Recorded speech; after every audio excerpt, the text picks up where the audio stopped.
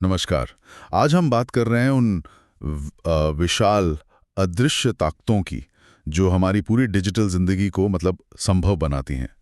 Data centres. जी। हमारे पास जो जानकारी है वो डेटा सेंटर, डिजिटल बैकबोन, पर्यावरणीय प्रभाव, भविष्य के रास्ते नाम के दस्तावेजों से आई है। तो आज हम इसी में जरा गहराई से उतरेंगे, समझेंगे कि असल कहानी क्या है। बिल्कुल। तो पहले ये समझें कि डेटा सेंटर आखिर है क्या चीज, एकदम आसान शब्दों में। हाँ, तो देखिए ये असल में बहुत बड़ी बड़ी इमारतें होती हैं। अच्छा। जहाँ इंटरनेट का सारा सामान आप कह सकती हैं स्टोर होता है और प्रोसेस होता है। जैसे आपकी तस्वीरें, वीडियो, ईमेल, वेबसाइट्स भी। हाँ, वेबसाइट्स, क्लाउड स्टोरेज, आजकल जो एआई चल रहा है उसके सर्वर, सब कुछ। बाप रे। हजारों कंप्यूटर्स होते हैं वहाँ। और वो 24 घंटे सातों दिन चलते रहते हैं बिना रोके। हाँ। और यहीं से वो विरोधाभास या कहें कि बड़ा सवाल खड़ा होता है ना। हाँ बिल्कुल। एक तरफ ये जरूरी है, इनके बिना ना ऑनलाइन पेमेंट चलेगा, ना ऑनलाइन पढ़ाई, ना जाने क्या क्या। सही कहा। हमारी पूरी डिजिटल इकोनॉमी इन्हीं पर टिकी है। और रोजगार भी तो मिलता है इनसे, इंजीनियर्स, टेक्नीशियंस। जी, वो भी है। लेकिन फिर दूसरी तरफ, जैसा कि इन रिपोर्ट्स में इशारा है, पर्यावरण पर एक भारी बोझ भी है। हाँ, ये बात तो है। और ये बोझ कई तरह का है। अच्छा, चलिए इसी को खोलते हैं जरा। जरूर। तो देखिए, सबसे पहली और शायद सबसे बड़ी बात है इनकी बिजली की खपत। जबरदस्त बिजली खाते हैं ये। क्योंकि 24/7 चलते हैं। हाँ बिल्कुल।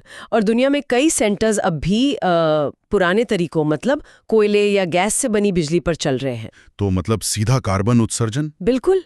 और उससे फिर ग्लोबल वार्मिंग बढ़ती है। कुछ अनुमान तो कहते हैं कि दुनिया की कुल बिजली का शायद 1 से 2% यही खा जाते हैं। 1-2%? ये तो बहुत ज्यादा है। और ये बढ़ रहा है तेजी से। फिर है पानी का मसला। पानी? वो क्यों? इन हजारों सर्वरों को ठंडा रखने के लिए ये बहुत गर्मी पैदा करते हैं। अच्छा, हाँ, कंप्यूटर गर्म होते हैं। तो इनको ठंडा करने के लिए रोज लाखों लीटर पानी इस्तेमाल होता है। सोचिए उन जगहों पर जहां पहले ही पानी की किल्लत है। वहां तो ये बहुत बड़ी समस्या होगी। बिल्कुल। फिर ये सर्वर बनते किससे हैं? इनमें कई दुर्लभ धातुएं लगती हैं। प्लास्टिक, एल्यूमिनियम, ये सब क्या है? प्राकृतिक संसाधन ही तो हैं। सीमित संसाधन। जी। और आखिर में जगह। ये सेंटर बहुत बड़े होते हैं, तो इनको बनाने के लिए काफी जमीन चाहिए। कई बार जंगल या प्राकृतिक आवासों पर भी असर पड़ता है। हाँ, ये तो काफी गंभीर बातें हैं। लेकिन क्या कुछ हो भी रहा है इनसे निपटने के लिए? कुछ सकारात्मक कदम रिपोर्ट्स में कुछ है इस बारे में? हाँ, ऐसा नहीं है कि कुछ हो नहीं रहा। जी। खासकर जो बड़ी टेक कंपनियां हैं, जैसे मेटा है, गूगल है। जी, हाँ, हाँ। ये लोग अब नवीकरणीय ऊर्जा सोलर पावर, विंड पावर, इन सब पर काफी निवेश कर रहे हैं। अच्छा। और ये सिर्फ अच्छी छवि बनाने के लिए नहीं है। कई बार अब ये सस्ता भी पड़ने लगा है शायद। और पानी बचाने के लिए भी कुछ। हाँ, कूलिंग की नई तकनीकें भी आ रही हैं, जैसे लिक्विड कूलिंग या हवा का बेहतर इस्तेमाल। कोशिशें तो हो रही हैं। लेकिन सवाल वही है कि डेटा की मांग जिस तेजी से बढ़ रही है, बिल्कुल, क्या ये कोशिशें उस रफ्तार से मुकाबला कर पाएंगी? ये देखना होगा। तो भविष्य कैसा दिखता है? रिपोर्ट्स क्या कहती हैं? क्या हम संतुलन बना पाएंगे? भविष्य थोड़ा पेचीदा है। अगर हम बड़ी तस्वीर देखें तो कुछ ट्रेंड्स दिख रहे हैं। जैसे कि? एक तो है जलवायु परिवर्तन का बढ़ता खतरा। अगर डेटा की ये भूख ऐसे ही बढ़ती रही तो ये हमारे क्लाइमेट गोल्स के लिए मुश्किल खड़ी कर सकती है। दूसरी तरफ हरित ऊर्जा की ओर झुकाव बढ़ रहा है। उम्मीद है कि तकनीक बेहतर होगी, लागत कम होगी, तो ज्यादा से ज्यादा सेंटर पूरी तरह ग्रीन एनर्जी पर चलेंगे। सही। सरकारें भी इसमें मदद कर सकती हैं नीतियों से।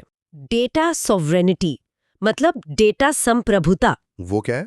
कई देश अब चाह रहे हैं कि उनके नागरिकों का डेटा देश के अंदर ही रहे, बाहर न जाए। अच्छा। तो इससे लोकल डेटा सेंटर्स की मांग बढ़ रही है। इसके अपने फायदे नुकसान हैं।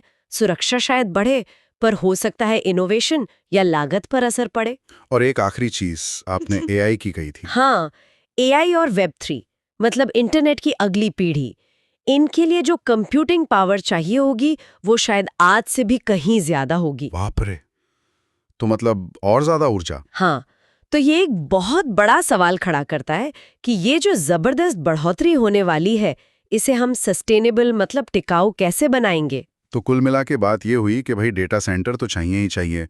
जैसे घर के लिए बिजली चाहिए, वैसी ही डिजिटल दुनिया के लिए ये चाहिए। बिल्कुल। लेकिन इनका जो पर्यावरण पर असर है उसे अनदेखा नहीं कर सकते। और जैसा रिपोर्ट्स बता रही हैं, रास्ता शायद ग्रीन एनर्जी अपनाने में। हाँ, और कम ऊर्जा